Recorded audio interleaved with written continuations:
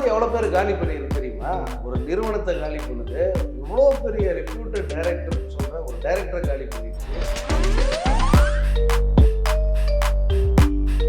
அறிவிச்சிட்டாங்களே தவிர அவங்க சொன்ன ரேஞ்சுக்கு இந்த படத்தை வெளியிடுவாங்களா அப்படின்னு இப்போ சந்தேகம். 38 லாங்குவேஜ் ஆஸ் பர் ஸ்டேட்மெண்ட், 10,000க்கும் மேற்பட்ட அரங்குகளில் அவங்க எப்படி திரையிடுவாங்க அப்படின்றதுக்கான கேள்வி எப்படி நிற்குது. அனைத்து மாநிலங்களும் பார்த்தீங்கன்னா ஜெயிலர் தான் பெரிய சாதனை. அதை முறியடிக்கணும் வேட்டையன். அதை முறியடிக்க வேட்டையன் தான் வரணும். சாஸ்திர ஞானவிலிருந்து ஜெய்பீம்ங்கிற ஒரு நல்ல கண்டென்ட், ஒரு உள்ளடக்கம், ஒரு சமூக அக்கறை சார்ந்த படம் எடுத்ததுனால வேட்டையனும் அது மாதிரியான ஒரு கண்டென்ட் இருக்குங்கிற நம்பிக்கை ஏற்படுது.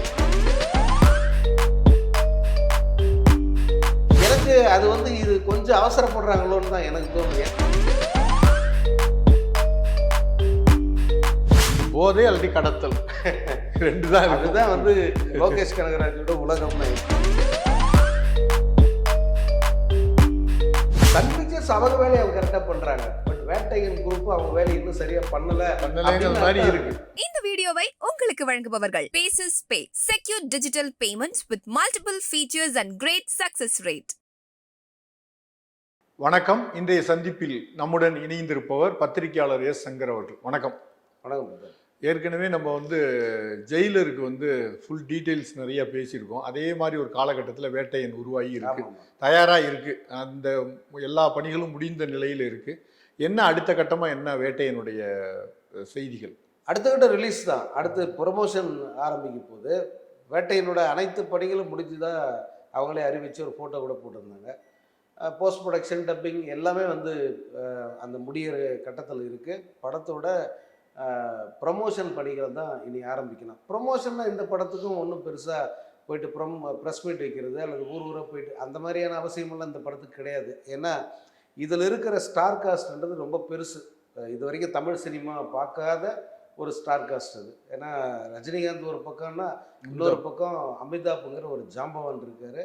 அதே போல் இன்றைய தலைமுறை நடிகர்கள் அப்படின்னு ஒரு பெரிய ஒரு கலவையான ஒரு ஸ்டார் காஸ்ட் அது. அதனால் அந்த படத்துக்கு பெரிய எதிர்பார்ப்பு அப்பயே உருவாயிடுச்சு. இப்போ வந்து படம் வந்து 5 மொழிகளில் படம் வெளியாகுது. கிட்டத்தட்ட 7,500 அரங்குகள் இந்த படம் ரிலீஸ் ஆகுது. அது வந்து கன்ஃபார்மாக சொல்லலாம். ஏன்னா வந்து வட இந்தியாவில் மட்டுமே வந்து 3000 அரங்குகளில் படத்தை ரிலீஸ் பண்ணுறதுக்கான வேலைகள் நடக்குது. அதே போல் வட இந்தியாவில் மற்ற படங்கள் ரிலீஸ் ஆகணும்னு சொன்னால் அங்கே ஒரு டேர்ம்ஸ் இருக்குது, அந்த மல்டிப்ளெக்ஸ்காரங்களுக்குன்னு ஒன்று. இப்போ இங்கே இத்தனை நாளில் வந்து ஓடிடியில் ரிலீஸ் அப்படின்னு இருக்கு இல்லையா, அங்கே வந்து அவங்க வேறு ஒரு டேர்ம்ஸ் வச்சுருக்காங்க. ஸோ அதன்படி அதுக்கு ஏற்ற மாதிரி வந்து இந்த படத்தை அங்கே ரிலீஸ் பண்ணுறாங்க. இப்போ ஜெயிலர் பார்த்தீங்கன்னா ஏன் வட இந்தியாவில் அந்த படத்துக்கு வசூல் குறைவாக இருந்தது அப்படின்னு ஒரு கேள்வி இருந்தது. அது காரணம் இந்த டேர்ம்ஸ் தான். இது ஒத்து வராதனால பல மல்டிப்ளெக்ஸ் அரங்குகளில் இந்த படம் வந்து வெளியாகலை. இருந்தும் கூட மல்டிப்ளெக்ஸ் அரங்குகளுடைய அந்த அசோசியேஷன் இந்த படம் தான் இந்த 100 ஆண்டுகளில் வசூலில் இவ்வளோ பெரிய சாதனை பண்ணுச்சுன்னு அறிக்கை கொடுத்தாங்க. அவங்க தான். ஒருவேளை அத்தனை மல்டிப்ளெக்ஸில் ரிலீஸ் ஆகியிருந்தால் இதனுடைய சாதனை எப்படி இருந்தது யோசிச்சு பாருங்க. ஸோ அதனால் வந்து இந்த படம் அப்படி இல்லாமல் நார்த் இந்தியாவில் பெருசாக ரிலீஸ் ஆகுது. தென்னிந்தியாவில் வழக்கம் போல் அத்தனை அரங்குகளும் வந்து வேட்டையனுக்கு தான். இப்போ அதுக்கு எதிராக வந்து எந்த படம் வந்தாலும் வேட்டையனை ரிலீஸ் பண்ணுறதுல தியேட்டர் உரிமையாளர்கள் வந்து ரொம்ப தீவிரமாக. அதே நாளில் கங்குவாவும் ரிலீஸ் ஆகிற மாதிரி ஒரு செய்தி இருக்கு. ஆமாம் இருக்குது. அது இன்னும் வந்து கன்ஃபார்ம் பண்ணல, உறுதியாகலை. 10ஆம் தேதி ரிலீஸ் அவங்க அனௌன்ஸ் பண்ணிட்டாங்க. பட் இந்த படத்தோட மோதல் இருக்குமா தவிர்க்கப்படுமா அப்படிங்கிறது அவங்க தயாரிப்பாளர் தான் சொல்லணும். அவங்க இன்னும் எதுவுமே பேசலை. அதே போல் அறிவிச்சிட்டாங்களே தவிர அவங்க சொன்ன ரேஞ்சுக்கு இந்த படத்தை வெளியிடுவாங்களா அப்படின்னு இப்போ சந்தேகமாக இருக்குது. ஏன்னா நாட்கள் குறைந்துக்கிட்டே இருக்குது. இன்னும் வந்து 1 மாதம் தான் இருக்குது. இந்த 1 மாத கட்டத்துக்குள்ளே வந்து அந்த படத்தை 38 language as per statement 38 language 10,000க்கும் மேற்பட்ட அரங்குகளில் அவங்க எப்படி திரையிடுவாங்க அப்படின்றதுக்கான கேள்வி அப்படியே நிற்கிது. அதற்கான பதில் யாரும் திருப்திப்படுத்துகிற மாதிரி பதில் வந்து அவங்கக்கிட்ட இல்லை தயாரிப்பாளர் தரப்பில். ஆனால் இங்கே அப்படி இல்லை. இங்கே வந்து எல்லாமே வந்து வெளிப்படையாக இருக்குது. இந்த தேட்டர்கள் எப்படி கிடைக்கின்றதெல்லாம் நமக்கு தெரியும். அமிதாப் பச்சன் இருக்கும்போது நார்த் இந்தியாவில் பிரச்சனை இல்லை. Rajini as usual south India முழுக்க அவருக்கு இப்போ வரைக்கும் வந்து தென்னிந்திய அந்த அனைத்து மாநிலங்களிலுமே பார்த்தீங்கன்னா ஜெயிலர் தான் பெரிய சாதனை பண்ண படம். அதை முறியடிக்கணும் வேட்டையன். அதை முறியடிக்க வேட்டையன் தான் வரணும். ஸோ இதுதான் அதோட பொசிஷன். வேட்டையன் பற்றியான வேற எந்த தகவலும் வெளியில வர மாட்டேது. அந்த காஸ்ட் அண்ட் குரூ அது மாதிரி தான் இருக்கே தவிர அதுல என்ன ஸ்பெஷலான விஷயங்கள் வரப்போகுது அதுதான் அதை பற்றி ஒன்றும் தகவலே இல்லை.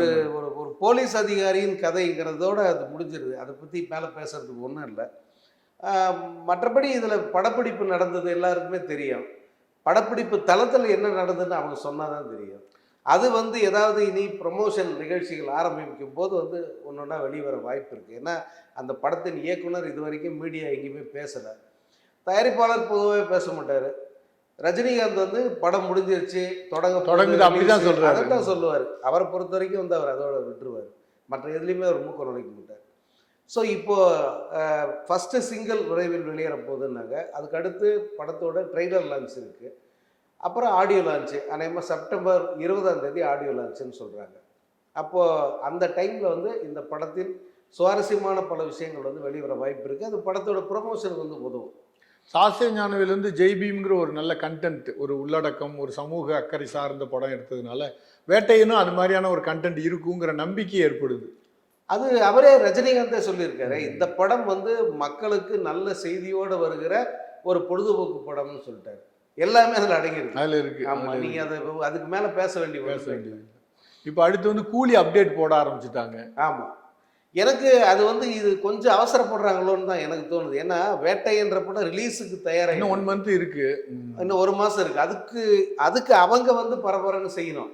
ஆனா இவங்க வேட்டையன் தான் டெய்லி அப்டேட் இருக்கணும். ஆமா, ஆனா இப்ப கூலி அப்டேட் நம்ம பேச்சு முழுக்க அந்த ஃபோக்கஸ்ன்றது முழுக்க எது ரிலீஸ் ஆகுது அது மேல தான் இருக்கணும். இந்த படம் ரிலீஸ் இன்னும் 10 மாசம் இருக்கு. கூலி ரிலீஸ்க்கு இன்னும் 10 மாசம் இருக்கு.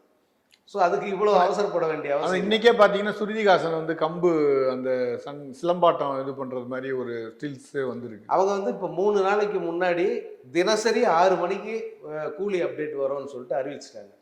சொன்ன மாதிரியே ஒரு நாளைக்கு ஒரு அப்டேட் கொடுத்துக்கிட்டே இருக்காங்க. முதல் நாள் அந்த படத்தில் நடிக்கிற அந்த மலையாள நடிகரை பற்றி போட்டாங்க. அடுத்த நாள் நாகார்ஜுனா பற்றி போட்டாங்க. நேற்று சுருதிஹாசனோட அவரில் என்ன கேரக்டர் பண்ணுறாங்கன்றதை வெளியிட்டாங்க. இன்றைக்கும் ஏதாவது ஒன்று இல்லை, மெயின் லீடே அவங்க தானா? சுருதி தானே? இல்லை, மெயின் லீடு கிடையாது, இன்னும் இருக்காங்க. அதை இனிமேட்டு தான் சொல்லுவாங்க அவங்க. அதனால் இப்போ எல்லாருமே இதை பற்றி பேச ஆரம்பிக்கிறாங்க இல்லையா? அது கொஞ்சம் டைவர்ட் ஆகுது. அது ரசிகர்களுக்கும் ஒரு சிறிய அது ஒரு ஆதங்கமாக இருக்குது. இன்னொரு பக்கம் ஏன் இதை செய்கிறாங்க, போட்டிக்கு செய்கிற மாதிரியே இருக்கு அப்படின்ற ஒரு கேள்வியும் இருக்குது. இந்த வேட்டையனுக்கு தானே இந்த ப்ரொமோஷனே பண்ணணும். ஆமாம், அந்த சமயத்தில் கூலியை பற்றி பேசிட்டு இருக்கோமேங்கிறது. ஏன்னா அவங்க பெரிய நெருக்கடியில் இருக்காங்க ஆக்சுவலாக. ஏன்னா அவங்களுக்கு இது வரைக்கும் நஷ்டம் ஒன்றுமே கிடையாது. லைக்காவை பொறுத்த வரைக்கும் இது வரைக்கும் பல படங்கள் பண்ணிட்டாங்க. அதில் நல்லா போன படங்களும் உண்டு. பல படங்கள் சரியாக போகவே இல்லை. கண்டினியூஸாக படங்கள் சொதப்பிக்கிட்டு இருக்கு. அதில் உச்சம் எதுன்னா இந்த இந்தியன் 2 தான். 100 கோடிக்கு இல்லை, அந்த தோல்வியை கூட நம்ம ஏற்றுக்கலாம். அதுக்கு எந்த விமர்சனங்களை ஏற்றுக்கிறது அளவுக்கு அந்த அளவுக்கு போயிட்டு படம் எவ்வளோ பேர் காலி பண்ணிருக்கு தெரியுமா? ஒரு நிறுவனத்தை காலி பண்ணுது. இவ்வளோ பெரிய ரெப்யூட்டட் டைரக்டர்னு சொல்கிற ஒரு டைரக்டரை காலி பண்ணிடுச்சு. கமல்ஹாசனுடைய இமேஜும் ஒன்றும் இல்லாமல் சுக்குநூரை உடைச்சிருச்சு. அதுக்கு முன்னே விக்ரமில் ஒரு பெரிய கம்பேக் கொடுத்து அவர் நின்னார். அப்படியே ஒன்றும் இல்லாமல் பண்ணிடுச்சு இந்த படம். திரும்ப இந்தியன் 3 காப்பாற்றுமா இல்லை அது இதை விட தக் லைஃப் மேலே ஒரு நம்பிக்கை இருக்குது. மணிரத்னம் இருக்காரு, அவர் புது மாதிரி ஏதாவது பண்ணியிருப்பாருன்றது. ஸோ இந்த மாதிரியான விளைவுகளை அந்த படம் ஏற்படுத்திட்டு போயிடுச்சு. ஒரு பெரிய புயல் மாதிரி அடித்து மொத்த பேர் காலி பண்ணிட்டு போயிடுச்சு. இப்போ ரொம்ப கமர்ஷியல் பெரிய பட்ஜெட் படங்கள், அது ரஜினிகாந்த் பாண்டிய சூப்பர் ஸ்டார்கள் நடிக்கிற படங்கள் எல்லாமே இப்போ இந்த பேன் இண்டியாங்கிற ஒரு சிக்கல் இது இருக்குல்ல, அந்த இதில் போய் சிக்கினது மாதிரி இருக்குது. ஏன்னா தெலுங்குலேருந்து ஒருத்தவங்க, கன்னடத்துலேருந்து ஒருத்தவங்க, மலையாளத்துலேருந்து ஒருத்தவங்க, ஹிந்திலேருந்து ஒருத்தவங்கிற அந்த ஒரு ட்ரெண்ட் உருவாகி அதில் சிக்கல் ஒன்றும் இல்லை. ஏன்னா ஒரு கதை உருவாக்குறாங்க. இந்த கதையில் இத்தனை கேரக்டர்கள் வருது. அந்த பாத்திரங்களில் யாராவது ஒருத்தர் நடிச்சு தான் ஆகணும். அது தமிழ்லே கூட இருக்கட்டுமே.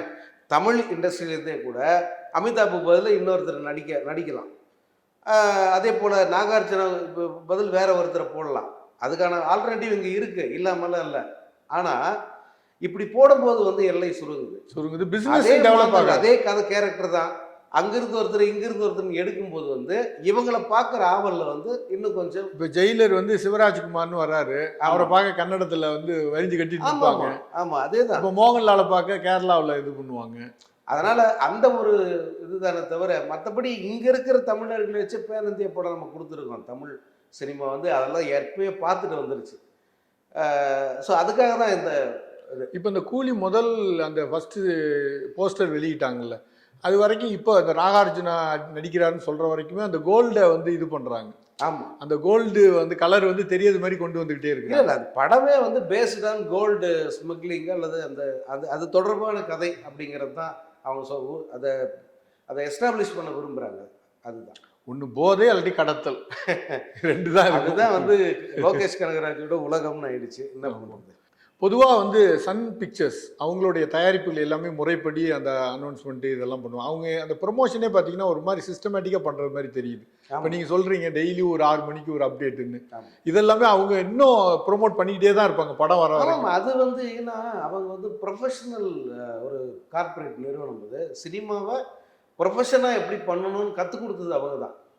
அதனால் இதுக்கு முன்னே இருந்தவங்கெல்லாம் ஒன்றுமே செய்யணும்னு அவசியம் சொல்ல வரல. அதுக்கு முன்னே ஏவிஎம் மெய்யப்ப செட்டியாரும் சரி, அல்லது அதுக்கு முன்னே எஸ்எஸ் வாசனும் சரி, அல்லது நாகிரெட்டியார், இவங்கெல்லாம் வந்து ஒரு சிஸ்டமேட்டிக்காக நிறுவனமயமாக தான் அவங்க இப்போ தனி முதலாளிகளாக இருந்தால் கூட அந்த நிறுவனமயமாக தான் அவங்க படங்கள் தயாரித்தாங்க. ரொம்ப சிஸ்டமேட்டிக்காக படங்களை ரிலீஸ் பண்ணாங்க.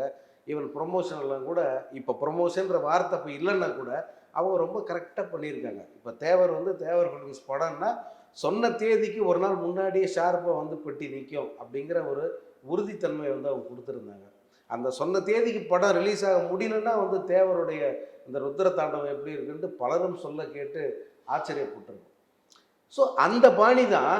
ஆனால் இவங்க அதை கார்ப்பரேட் மயமாக்கி சினிமாவை கார்ப்பரேட் மயமாக தயாரித்து ரிலீஸ் பண்ணால் எப்படி லாபம் பார்க்கலாங்கிறது கண்டுபிடிச்சவங்க தான். நீங்கள் பாருங்கள், அவங்க நல்ல படங்கள் ரொம்ப பிரம்மாண்ட படங்கள்னு எப்போ கையில் எடுக்க ஆரம்பித்தாங்க? எந்திரனுக்கு பிறகு தான். அதுக்கு முன்னே அவங்க எடுத்தது மேக்சிமம் மொக்க படங்கள் தான். எடுக்கவே மாட்டாங்க. யாராவது எடுத்து வச்சுருப்பாங்க, அந்த படத்தை இப்போ ஒரு டீம் பார்க்கும், அந்த படத்தை வாங்கி போட்டு எவ்வளோ முடியுமோ அவ்வளோ ப்ரொமோஷன். அதாவது ப்ரொமோஷன்றது மேக்சிமம். நீங்கள் ஒன்றும் இல்லை, காதலில் விழுந்தேன்னு ஒரு படம், அந்த படத்துக்கு சன் டிவி பண்ண ப்ரொமோஷன் எல்லாம் வந்து உண்மையிலே வந்து இந்தியாவில் எந்த சினிமாவுக்கு பண்ணிருக்கு? நாக்கு முக்க சாங்கு அதில் தானே வந்தது. ஆமாம், ரொம்ப சுமாரான படங்க அது. இத்தனைக்கும் ரொம்ப சுமாரான படம். ஆனால் இவங்க பண்ண விளம்பரத்தில் அது மோஸ்ட் ப்ராஃபிட்டபிள் மூவின்னு மாறிச்சு.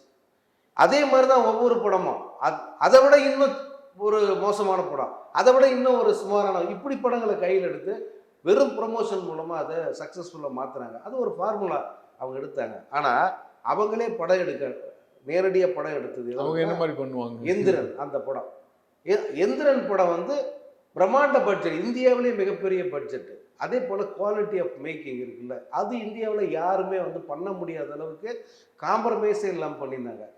எக்ஸ்பென்ஸ், அந்த ஒரு படத்தை பார்க்கும்போது செலவு என்னன்னு தெரியல, அந்த படத்தை பார்த்தீங்கன்னா அந்த செலவு தெரியாது. இதுவும் சன் பிக்சர்ஸோட வேலை தான்.